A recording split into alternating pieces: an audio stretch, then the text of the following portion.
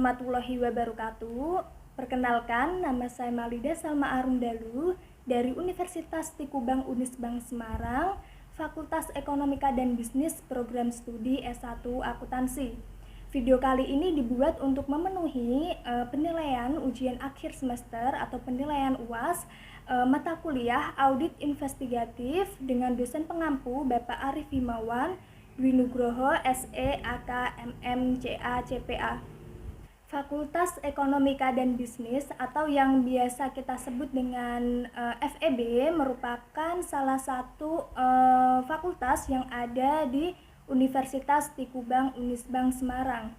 Nah, dalam FEB sendiri terdapat 4 program studi. Yang pertama ada program studi S1 Akuntansi, lalu yang kedua ada program studi S1 Manajemen, yang ketiga S2 Manajemen, dan yang keempat Pendidikan Profesi Akuntansi.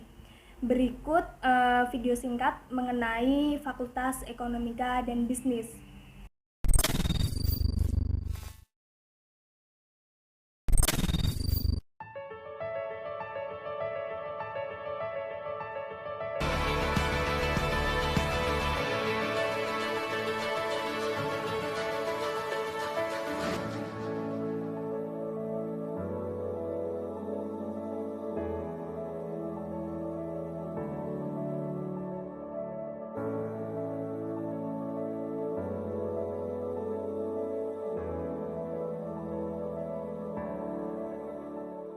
Dalam video kali ini kita akan membahas salah satu materi yang ada dalam mata kuliah audit investigatif, yaitu mengenai interogasi. Kita akan membahas mengenai penjelasan umum mengenai interogasi itu sendiri, lalu yang kedua mengenai langkah-langkah yang ada di dalam interogasi, lalu yang ketiga atau yang terakhir kita akan membahas mengenai non-verbal behavior. Untuk wawancara dan interogasi merupakan kedua istilah yang sering digunakan sebagai sinonim. Nah, hal ini umumnya karena ketidaktahuan, dan ada juga penyidik yang mengerti makna kedua istilah ini tetapi sengaja menggunakan secara keliru. Misalnya untuk memberi kesan kepada majelis hakim bahwa ia tidak menggunakan kekerasan, maka ia menggunakan istilah wawancara, padahal istilah interogasi itu lebih tepat menggambarkan tindak pemeriksaan atau investigasinya. Nah, untuk itu kita lebih dulu akan menjelaskan mengenai perbedaan antara wawancara dan interogasi. Perbedaan antara wawancara dan interogasi. Untuk wawancara itu bersifat netral dan tidak menuduh. Lalu untuk interogasi itu bersifat menuduh. Lalu yang kedua, tujuan wawancara adalah mengumpulkan informasi, sedangkan interogasi bertujuan untuk mengetahui yang sebenarnya terjadi. Lalu selanjutnya, wawancara itu dilakukan pada awal interogasi, sedangkan interogasi hanya dilakukan setelah investigator mempunyai keyakinan yang memadai mengenai salahnya seseorang. Lalu yang terakhir, wawancara itu dapat dilakukan dalam berbagai lingkungan atau suasana. Sedangkan interogasi itu dilakukan dalam lingkungan yang terkontrol atau terkendali atau controlled environment.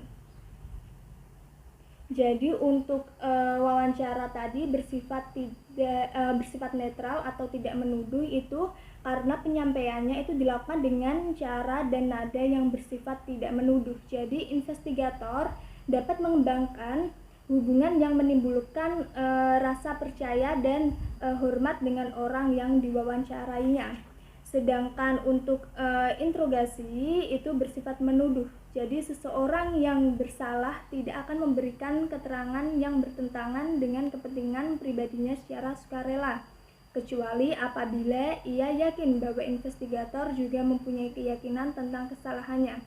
Nah, interogasi itu dilakukan dengan persuasi yang aktif. Jadi itu tadi kenapa interogasi bersifat menuduh. Lalu untuk selanjutnya itu tadi tujuan wawancara adalah untuk mengumpulkan informasi.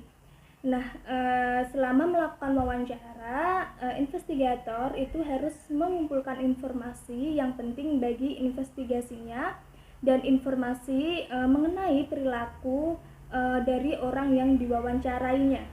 Sedangkan untuk interogasi itu tujuannya untuk mengetahui yang sebenarnya, artinya apa yang sebenarnya terjadi, siapa yang sebenarnya melakukan, dan berapa jumlah atau nilai fraud sebenarnya, dan seterusnya yang terjadi. Nah, untuk wawancara itu dilakukan pada awal pada awal investigasi atau interogasi, karena tujuan wawancara adalah mengumpulkan informasi. Tentunya semakin banyak informasi yang diketahui pemeriksa sebelum wawancara dimulai, itu semakin baik. Nah, wawancara terkadang dipaksa dilakukan meskipun pemeriksaan baru mempunyai gambaran kasar tentang bagaimana kemungkinan fraud dilaksanakan. Nah, sedangkan untuk interogasi itu dilakukan sesudah investigator mempunyai keyakinan yang memadai mengenai salahnya seseorang. Jadi, investigator itu harus mempunyai alasan untuk percaya bahwa seseorang tersebut telah berbohong. Alasan ini merupakan mungkin berupa perilakunya selama wawancara, keterangan yang berubah-ubah sebagai tanggapan atas pertanyaan yang sama, adanya petunjuk bahwa ia berbohong, dan lain sebagainya. Nah, untuk wawancara juga dapat dilakukan dalam berbagai lingkungan dan suasana.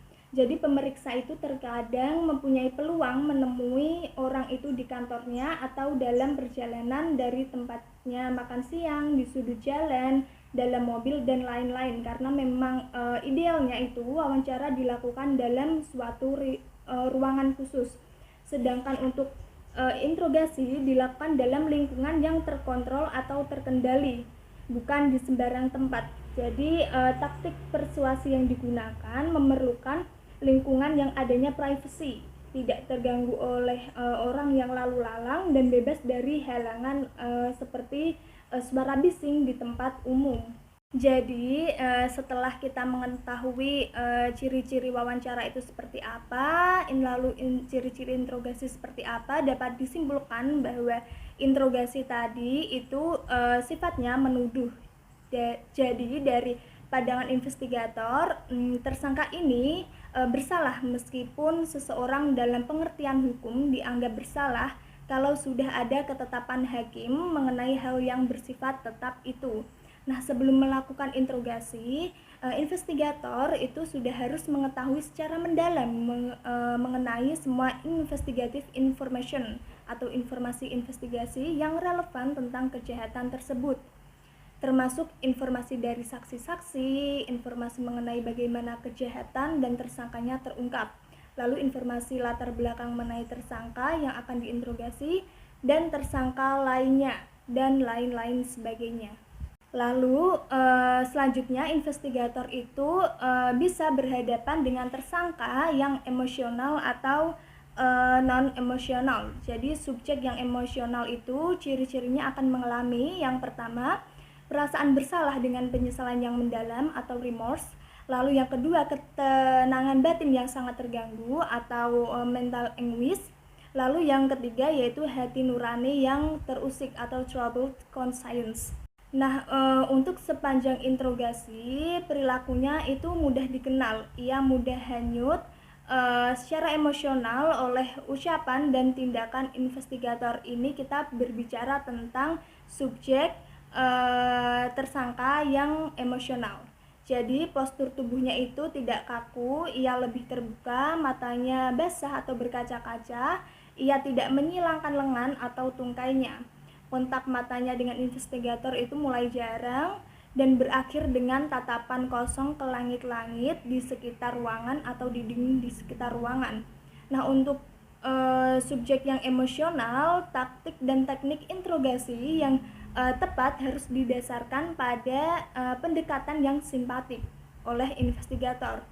Nah, investigator itu perlu menunjukkan sikap ikut prihatin dengan apa yang dialami subjek sekarang akibat perbuatannya di masa lalu. Selanjutnya, untuk subjek tersangka yang emosional, tidak merasa ada beban. Jadi hati nuraninya itu tidak terusik dengan kejahatan yang dilakukannya atau konsekuensi dari kejahatan yang dilakukannya.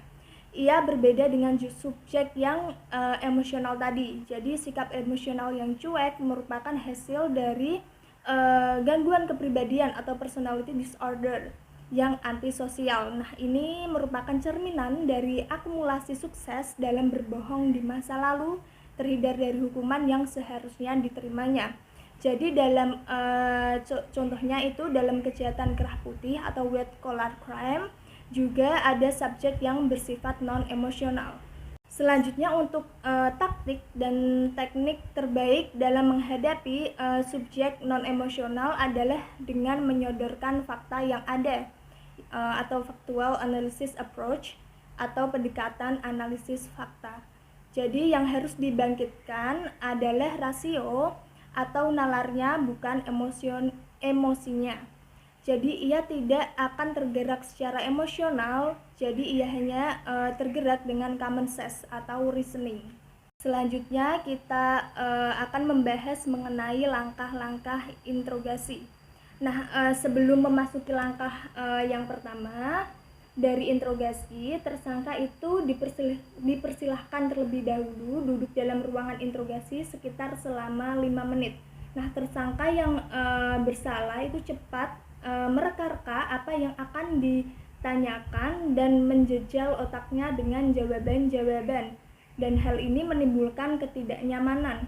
Jadi semakin lama ditinggal sendiri, ia semakin ragu, bingung, dan membuyarkan upayanya untuk berbohong. Jadi beberapa tersangka itu berpikir begitu dalam dan khawatir dengan nasibnya sehingga mereka terperangah ketika investigator memasuki ruangan. Jadi sorot mata dan perilaku umum mengindikasikan mereka mengharapkan kebohongan mereka cepat terungkap. Jadi ada pertentangan batin antara keinginan berbohong untuk menutupi kesalahan dan harapan agar kebohongan cepat terungkap sehingga terlepas dari beban yang berat.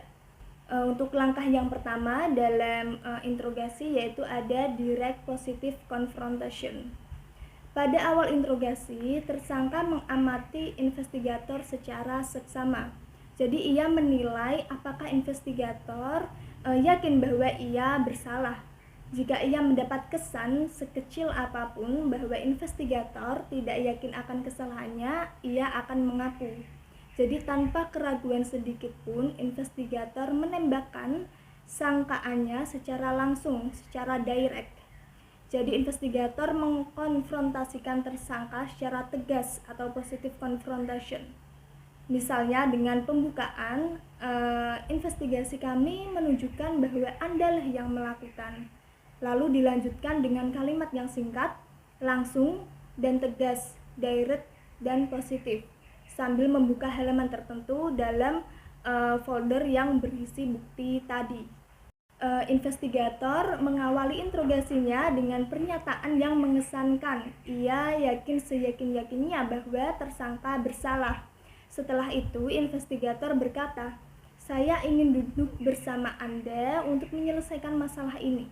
Nah, dengan pertanyaan atau kalimat tadi, investigator berhenti sejenak, menempatkan folder dan berkas lain jauh dari tersangka, lalu menarik kursinya sekitar 1 meter dari kursi tersangka dan duduk.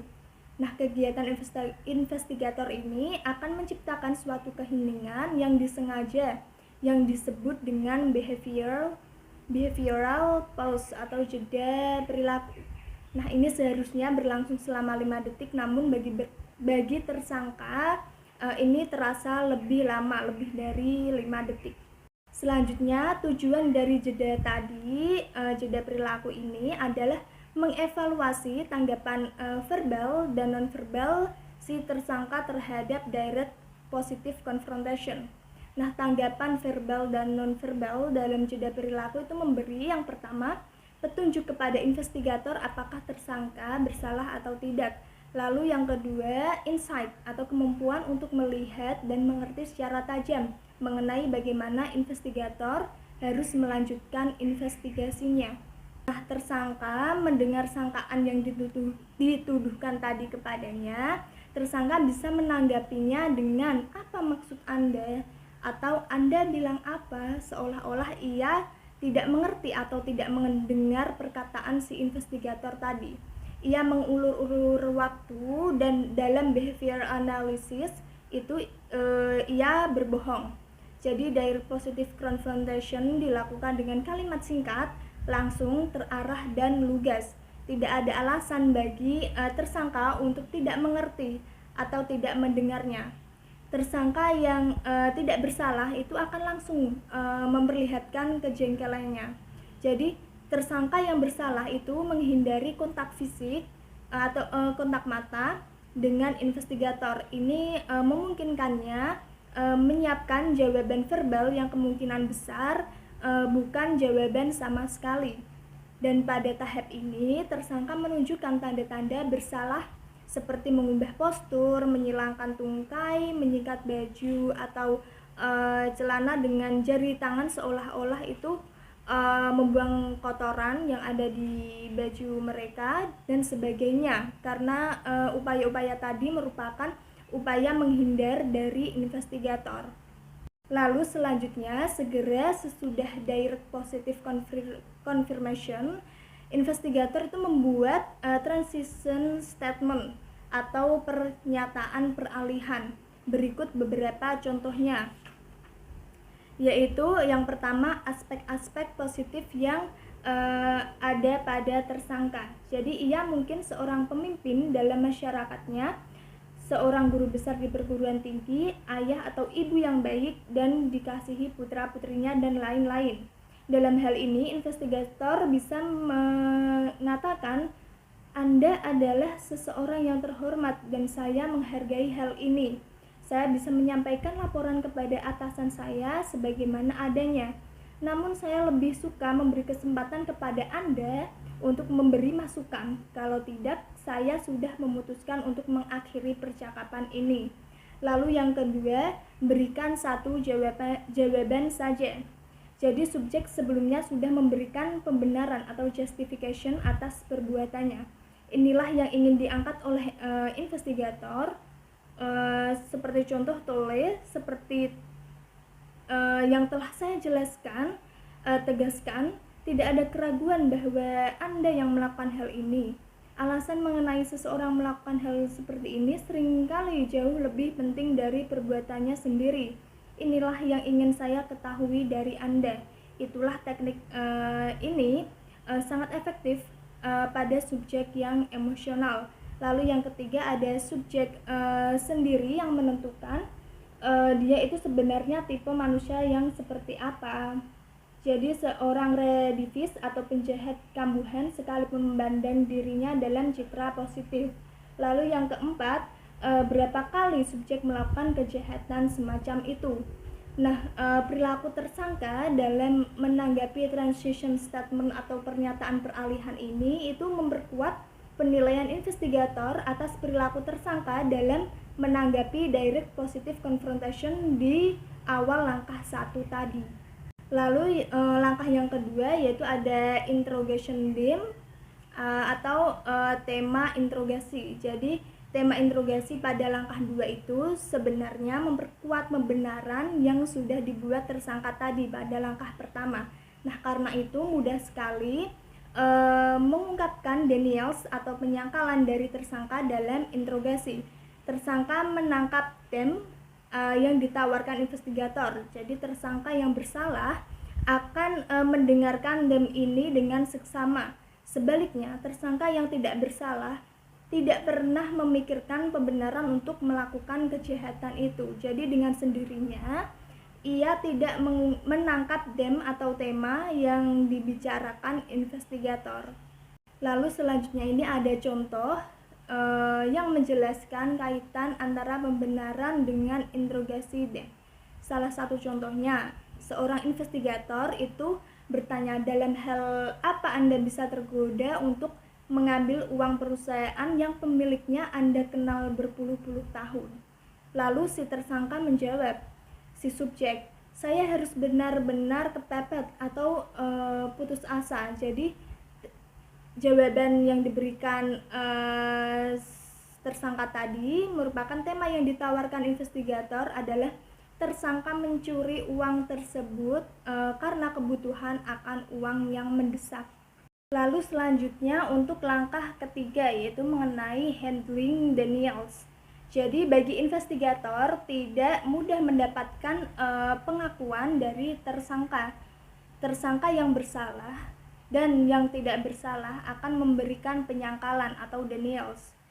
Penyangkalan dapat dilakukan secara verbal seperti aku tidak melakukannya, atau dalam bentuk nonverbal seperti menggelengkan kepala. Nah, tahap penyangkalan merupakan tahap yang sangat menentukan. Kalau penyangkalan tidak ditangani dengan keahlian dan pengamanan, seluruh langkah berikutnya akan sia-sia. Jadi tersangka yang memberikan penyangkalan yang lemah mengindikasikan ia bersalah. Kalau tersangka mengajukan penyangkalan yang lebih tegas dan mantap, investigator harus menilai kembali apakah tersangka bersalah seperti penilaiannya di awal interogasi atau masih ada kemungkinan tersangka tidak bersalah. Sebagai contoh, terdapat contoh di bawah ini. Yang pertama, si investigator mengatakan, "Tole, semua berkas hasil investigasi ini ada dalam file ini. Tidak ada keraguan bagi kami bahwa Andalah yang menghapus bukukan piutang itu kemudian menagih jumlah piutang kepada para debitur." Lalu si subjek atau tersangka menjawab, "Tidak, aku tidak melakukan hal itu." Dikatakan secara tegas. Nah, lalu investigator berkata, "Seperti yang aku katakan, Tole, penyelidikan kami menunjukkan bahwa Andalah pelakunya. Yang penting bahwa Anda menjelaskan alasan Anda melakukannya. Saya baru saja berbicara dengan seseorang yang mengetahui tentang penghapus bukuan piutang ini, bla bla bla bla dan sebagainya."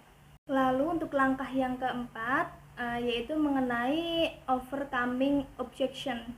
Dalam langkah ini, investigator berupaya mengatasi tentang pertahanan kedua dari si tersangka. Jadi benteng pertahanan pertamanya adalah penyangkalan atau denials, lalu benteng pertahanan keduanya adalah keberatan atau objection. Nah, proses interogasi pada langkah 4 ini memanfaatkan keberatan-keberatan yang diajukan tersangka untuk meyakinkannya menceritakan yang sebenarnya. Keberatan atau objection yang diajukan tersangka itu dirumuskannya dalam bentuk alasan ekonomi, agama, jabatan, atau moral kenapa ia tidak akan melakukan apa yang disangkakan kepadanya. Langkah 4 ini terdiri atas yang pertama yaitu mengenali keberatan. Jadi keberatan itu terkadang dapat dikenali dengan mudah. Misalnya dalam kasus fraud yang melibatkan petugas atau pejabat bank, investigator akan sering mendengar kalimat, "Simpanan saya di bank banyak sekali, mengapa saya harus melakukan hal itu?" Jadi seolah-olah orang miskin yang hanya akan melakukan sebuah kecurangan atau fraud. Nah, tersangka juga dapat menggunakan kalimat pengantar berikut. Yang pertama, "Tidak mungkin aku melakukan hal itu." Lalu yang kedua, "Aku tidak akan melakukan hal seperti itu." Lalu yang ketiga, kalimat "Gila apa?" Lalu yang terakhir, "Bagaimana mungkin aku melakukan hal itu?" Lalu yang kedua yaitu mengenai menghargai keberatan. Jadi istilah menghargai keberatan itu bermakna investigator tidak menolak keberatan yang diajukan tersangka. Jadi ia akan menghargai tersangka yang justru menyampaikan keberatan. Investigator tidak boleh membantahnya. Investigator harus bersikap seolah-olah ia memang sedang menunggu tersangka mengajukan keberatan.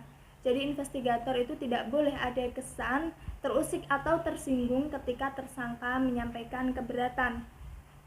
Lalu yang ketiga mengenai membalikkan keberatan.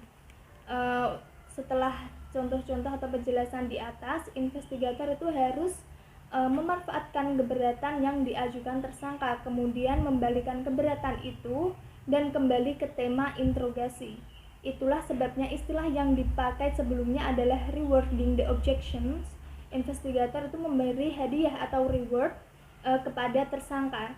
Ia justru mendorong tersangka mengemukakan keberatan karena keberatan itu merupakan pintu kembali ke tema. Lalu langkah yang kelima yaitu ada keeping the suspects attention. Seperti pada langkah sebelumnya, tersangka umumnya itu tidak akan tinggal diam dan bersantai-santai. Ia ingin mendominasi percakapan atau memegang kendali dengan mengatur dialog dengan investigator. Ia menyangkal seperti yang dilakukan pada langkah 3 atau menunjukkan keberatan seperti yang dilakukan pada langkah 4. Apabila investigator berhasil menghentikan penyangkalan-penyangkalannya dan membalikan keberatan-keberatan tersangka, maka tinggal satu strategi lagi yang bisa digunakan tersangka. Tersangka sudah kehilangan pada langkah ini, tersangka sudah kehilangan percaya diri atau ketangguhannya untuk terus mengemukakan ketidakbersalahannya. Ia sudah sampai di suatu titik di mana membiarkan investigator berbicara apapun. Ia mulai berdiam diri dan investigator menjadi pembicara tunggal dalam langkah 5 ini. Dalam tahap ini, kedekatan fisik, jarak kursi investigator dan tersangka, serta kontak mata itu sangat penting. Perilaku verbal dari investigator juga sangat menentukan dalam mempertahankan momentum ini. Jadi kedekatan secara fisik akan mendekatkan tersangka secara psikologis kepada investigatornya. Investigator harus mendekati tersangka secara hati-hati dan bukan dengan menarik kursi secara mendadak dan menimbulkan bunyi keras. Lalu untuk langkah selanjutnya itu langkah ke-6 mengenai handling the suspect's passive mood. Pada akhir langkah 5 tadi, investigator itu seharusnya berhasil menjalin hubungan yang baik dengan tersangka. Nah, hubungan yang baik ini berarti tersangka percaya investigator itu jujur. Investigator itu berusaha keras mencari kebenaran dan ia bersedia membantu tersangka untuk mengungkapkan kebenaran yang terjadi. Nah, hubungan ini dinamakan dengan rapport. Pada tahap ini, tersangka menyadari bahwa kebohongannya itu tidak menghasilkan keinginannya. Karena itu, sekarang ia lebih bersedia mendengarkan dan ia menunjukkan sikap kalah dengan ciri-ciri kepala tertunduk, bahu menurun, kaki lemas, dan berkaca-kaca. Mentalnya berada pada titik terendah pada langkah ke-6 ini. Dalam langkah ke-6 ini ada 4 tanda-tanda fisik yang menunjukkan resignation. Yang pertama yaitu perubahan dalam posisi lengan dan tungkai. Pada dasarnya ini adalah perubahan yang menunjukkan tersangka lebih terbuka dan membuka pertahanannya. Sikap bertahan ditunjukkan dengan menyilangkan tangan ke dada dan ditunjukkan dengan menyilangkan satu tungkai yang lain. Dalam resignation, tersangka melepas silangan tangan atau kakinya. Tangan dan lengan yang tadinya tersilang sekarang berada di sisi tubuhnya. Lalu yang kedua, sikap nonverbal yang menandakan persetujuan. Kepala mengangguk-angguk, mendengarkan pernyataan berisi tema-tema yang dibuat investigator menunjukkan secara diam-diam bahwa ia setuju dengan perkataan investigator. Ia telah menghayati pesan-pesan itu, ia menginternalisasikan pesan-pesan itu ke dalam batinnya. Jadi secara psikologis ia siap untuk langkah yang ketujuh. Lalu yang ketiga ada perubahan dalam postur. Mengubah postur khususnya yang ke arah posisi investigator mengarah ke depan atau frontal alignment merupakan pertanda bahwa ia siap menceritakan kebenaran yang terjadi. Perubahan postur dengan kepala tertunduk dan tubuh membungkuk juga menandakan kesiapan ini. Lalu yang keempat yaitu perubahan dalam kontak mata. Tanda-tanda yang sangat bisa dipercaya bahwa tersangka sedang mempertimbangkan untuk menceritakan kebenaran adalah ekspresi wajah, khususnya kontak mata. Kalau dalam kondisi withdraw, ia melihat ke langit-langit atau samping ruangan, Ketika memasuki resignation, matanya menatap ke bawah seiring dengan kepalanya yang tertunduk. Jadi perubahan tatap mata menandakan bahwa tersangka dalam feeling mode. Tersangka berada dalam suasana batin yang penuh perasaan.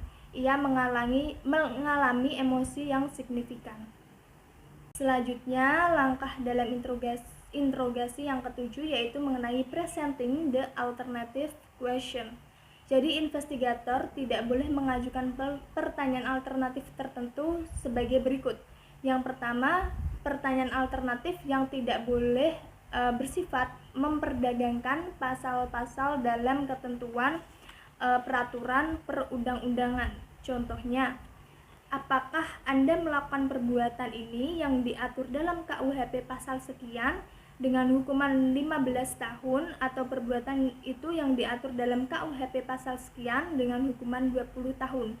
Nah, pertanyaan ini mendorong tersangka untuk memilih kesalahan dengan hukuman yang lebih ringan meskipun bukan perbuatan yang dilakukannya. Lalu yang kedua yaitu pertanyaan alternatif tidak boleh bersifat ancaman. Sebagai contoh, apakah Anda ingin kooperatif atau Anda memilih ditahan dalam sel polisi? Tersangka bebas memilih apa yang ditawarkan dalam pernyataan investigator ini tanpa mengkhawatirkan konsekuensi yang dipilihnya. Lalu yang ketiga, pertanyaan alternatif tidak boleh menjanjikan keringanan hukuman. Contohnya, apakah Anda melakukan perbuatan A atau B sebab kalau Anda melakukan perbuatan A, saya bisa meyakinkan penuntut umum untuk memberikan keringanan. Jadi pertanyaan alternatif pada langkah 7 itu merupakan puncak atau akulminasi dari pengembangan tema interogasi atau interrogation theme. Pada langkah 6, investigator mengulangi monolog yang simpatik untuk memberikan alasan moral mengapa tersangka melakukan perbuatannya.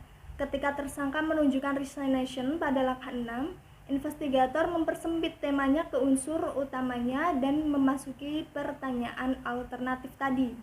Lalu yang selanjutnya, langkah ke-8 yaitu bringing the suspect into the conversation.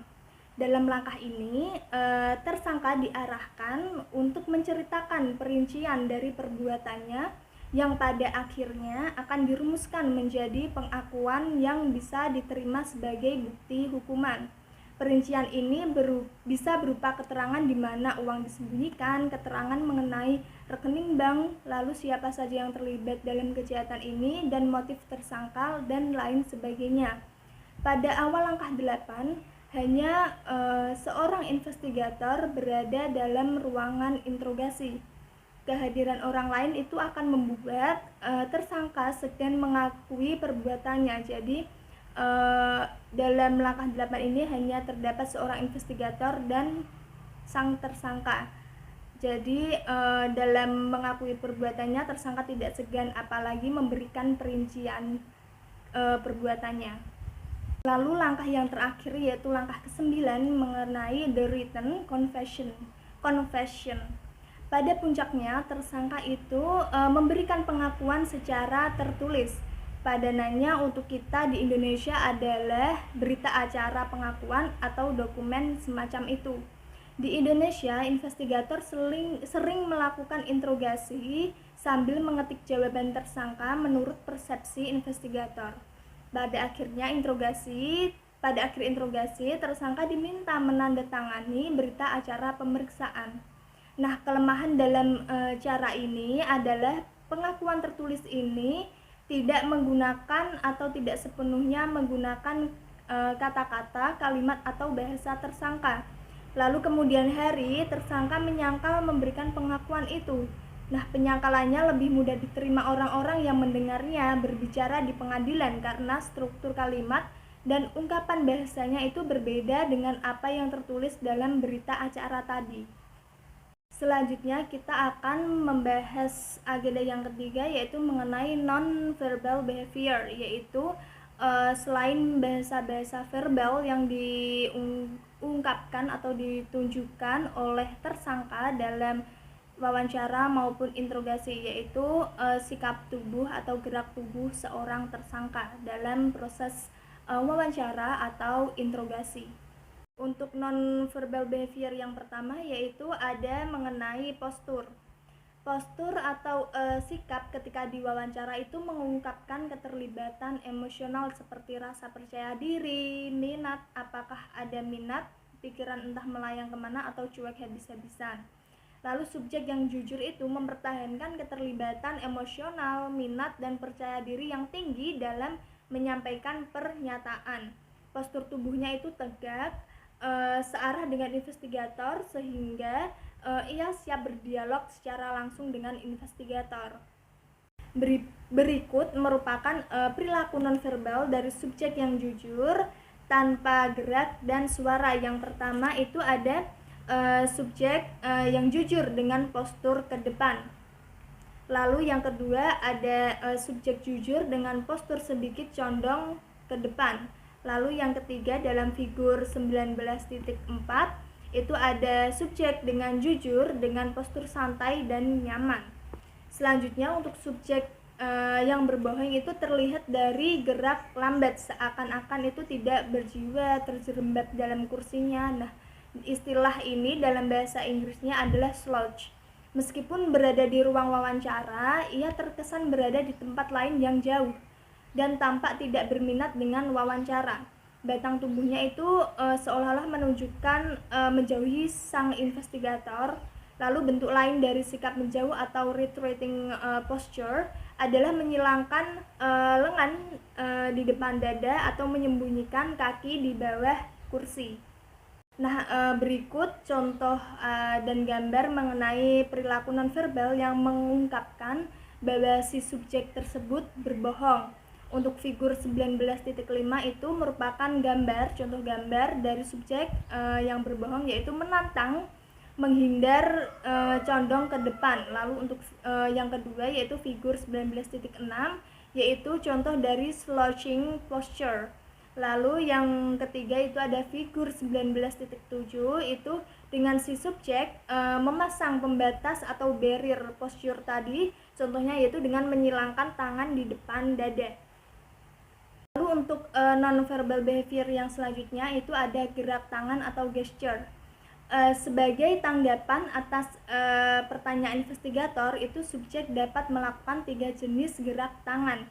Yang pertama, subjek tetap melibatkan dirinya, tidak ada gerakan tangan sama sekali. Ini merupakan tanda awal ia tidak mempunyai percaya diri terhadap jawaban yang sudah atau akan diberikannya, atau ia memandang pertanyaan-pertanyaan itu tidak penting. Lalu yang kedua itu tangan menjauh dari tubuh, seperti orang berpidato atau guru yang sedang mengajar. Gerak tangan seperti ini disebut perilaku menjelaskan atau illustrating behavior. Lalu yang ketiga, tangan mengarah pada bagian tubuh. Gerak tangan ini disebut perilaku menyesuaikan atau adaptor behavior. Nah, untuk illustrating behavior berikut lebih sering ditunjukkan oleh subjek yang jujur. Contohnya pada figur 19.8 yaitu ketika subjek jujur menceritakan pengalamannya yang berhubungan dengan kegiatan fisik, investigator akan melihat gerak tangan ini, yaitu menjelaskan dengan apa adanya. Lalu untuk gambar selanjutnya yaitu pada figur 19.9 yaitu ada lagi gerak tangan yang disebut dengan hand shrug. Hand shrug ini bisa dibarengi dengan mengangkat bahu atau hand shrug ini bisa memperkuat apa yang diucapkan subjek. Sebaliknya, hand shrug bisa merupakan kontradiksi atau berlawanan dengan ucapan. Lalu dalam adapter behavior itu dapat dibagi ke dalam 3 kategori. Yang pertama, grooming gesture atau gerak mempersolek atau merapikan diri. Contoh grooming gesture itu menyisir atau membetulkan letak rambut seperti ini, menggosok atau mengebas-ngebas baju atau celana seakan itu seperti membuang kotoran, pasir atau debu, lalu mengambil sesuatu di lengan baju seolah ada lalat mati atau kumbang yang bertengger, lalu memeriksa kuku seperti ini, lalu merasakan dasi, kaos kaki, dan sebagainya. Lalu yang kedua yaitu personal gesture atau gerak yang bersifat pribadi. Disebut personal karena ini gerakan yang lazimnya berkaitan dengan pemenuhan kebutuhan pribadi atau personal, seperti menggaruk tangan, daun telinga, lalu lubang telinga, dan lain-lain sebagainya. Namun kali ini tanpa ada rasa gatal. Nah, timing dari gerakan ini tuh menandakan bahwa subjek tidak nyaman dengan pertanyaan yang diberikan investigator kepadanya. Lalu selanjutnya untuk protective gesture atau gerak melindungi atau berlindung diri atau supporting gesture. Dalam protective atau supporting gesture, tangan itu mengarah akan membuat kontak dengan muka. Misalnya, tangan diletakkan di pipi untuk mendukung atau menopang kepala. Gerak ini mencerminkan keterlepasan emosional atau emotional detachment subjek dari apa yang sedang berlangsung. Seperti pada figur 19.10 yaitu gerakan mengada-ada atau deceptive adapter behavior. Lalu pada figur 19.11 yaitu deceptive adapter behavior dengan memainkan atau melihat kuku-kuku tangan. Lalu untuk nonverbal behavior selanjutnya yaitu ada gerakan kaki. Nah, ketika subjek menyilangkan atau satu tungkainya pada yang lain, ia mungkin menghentakkan satu kakinya ke tanah. Kalau hal ini sering dilakukannya, ini tanda dari sebuah kecemasan. Nah, gerak kaki juga mengubah postur duduk si subjek. Dengan menapakkan kaki dan mendorong punggung ke sandaran kursi, bisa juga disertai kursi berpijak pada dua kaki belakangnya. Ini adalah sikap yang menunjukkan subjek berbohong. Sikap yang dilakukannya saat sebelum atau selama menjawab suatu pertanyaan yang diajukan investigator kepadanya. Lalu selanjutnya ada mimik muka dan kontak mata. Nah, berbagai ekspresi atau mimik muka disebabkan oleh subjek yang khawatir bahwa kebohongannya akan terungkap.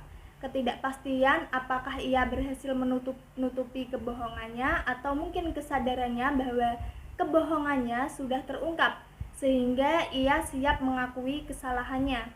Kenyataan bahwa ekspresi mukanya berubah sebenarnya sudah merupakan indikasi bahwa subjek tersebut telah berbohong. Sebaliknya, tidak adanya perubahan itu mengindikasikan subjek itu telah menyatakan atau memberikan keterangan secara jujur. Nah, untuk kontak mata antara subjek dan investigator itu merupakan salah satu perilaku nonverbal yang sangat penting untuk dievaluasi oleh investigator. Dalam budaya barat, kontak mata secara timbal balik itu menandakan keterbukaan, jujur apa adanya, dan trust. Subjek yang pembohong itu tidak berani atau enggan menatap mata investigator.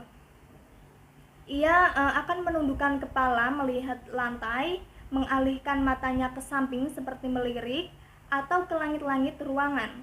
Jadi subjek itu berkurang kecemasannya jika tidak memandang investigator.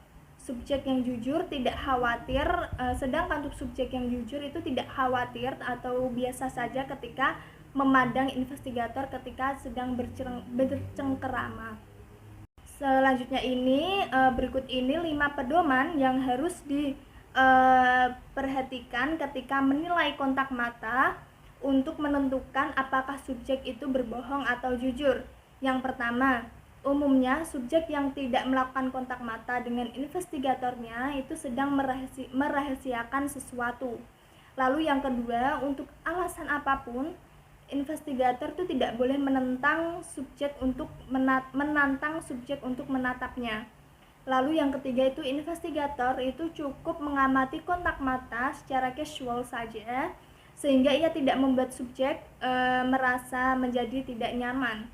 Lalu yang keempat, subjek itu tidak boleh diperkenankan memakai kacamata hitam kecuali ia mempunyai penyakit yang mengharuskannya memakai kacamata hitam di dalam ruangan tersebut. Lalu yang kelima, selaku investigator, jangan mengharapkan subjek untuk terus menatapnya. Jadi semua dilakukan secara natural saja dan casual. Jadi itu tadi penjelasan mengenai materi interogasi yang terdiri dari penjelasan umum, langkah-langkah yang terdapat dalam interogasi, ada 9 langkah tadi. Lalu yang ketiga mengenai nonverbal behavior yang dilakukan pada saat wawancara atau interogasi. Jadi kesimpulannya adalah tujuan interogasi bukanlah untuk mendapat pengakuan atau pengakuan bersalah, baik lisan maupun tertulis.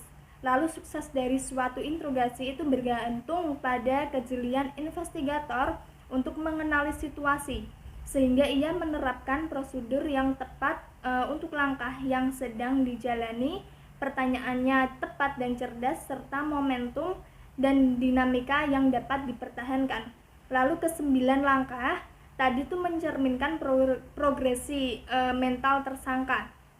Ini terlihat dari berbagai foto dan contoh yang disajikan di atas.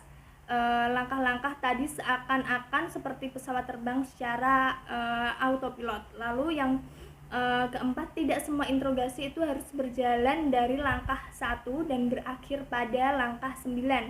Tersangka mungkin masuk secara verbal ke langkah 4 sejak dini, dan investigator dapat memasuki langkah 6 secara tepat. Itu tadi materi yang saya sampaikan. Sekian dan terima kasih. Jangan lupa untuk like, komen, dan subscribe channel ini dan video ini, lalu sebar ke teman-teman kalian, karena satu like dan satu komen dari kalian itu sangat berharga untuk salah satu proses dalam penilaian ujian akhir semester ini. Sekian dan terima kasih. Wassalamualaikum warahmatullahi wabarakatuh.